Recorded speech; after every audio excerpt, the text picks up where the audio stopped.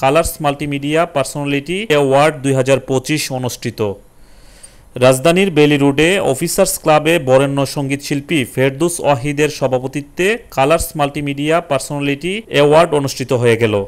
এতে প্রধান অতিথি হিসেবে উপস্থিত ছিলেন গণপ্রজাতন্ত্রী বাংলাদেশ সরকারের অবসরপ্রাপ্ত সচিব মোহাম্মদ আব্দুল খালেক।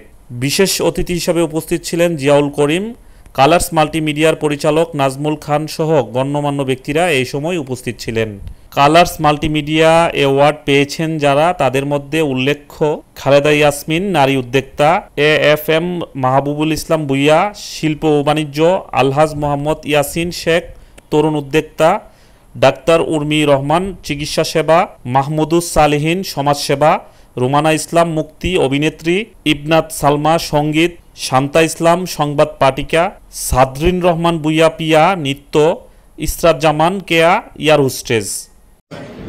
এটুক সময় দেখেছি শিল্পীদের, আমি শিল্পীর ঘটনার কথাই বলবো, যতটা সম্মান দিয়ে গেছে, ভালোবাসা দিয়েছে, আদর দিয়েছে, এটিকে আমি খুব কি বলবো যে এই কারণে এই জিনিসটি দেওয়ার ক্ষমতা আল্লাহ তাআলা সবাইকে দেন, কিন্তু যাদেরই দিয়েছে তার ভরে দিয়েছে, অন্যদের যেটা কমতি সেটাও ভরে দিয়েছে।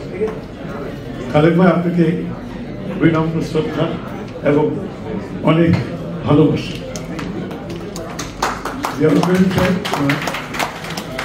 আপনাকে আজকে দেখলাম চমৎকার ছোট ছোট কথা বলে খুব ভালো লাগে। যারা পুরস্কার পেয়েছে তাদেরকে অজস্র ধন্যবাদ। আজকে দুটো প্রসঙ্গ আমি তুলব। একটি হলো সমাজে, আমি কিন্তু গ্রামে থাকি এবং যখন কাজ থাকে আমি শহরে চলে আসি, কিন্তু গ্রামে আমি কখনো প্রথম দিন থেকে একাকিত্ব বোধ করি। শাইন আলম জয়, সীমান্ত টিভি।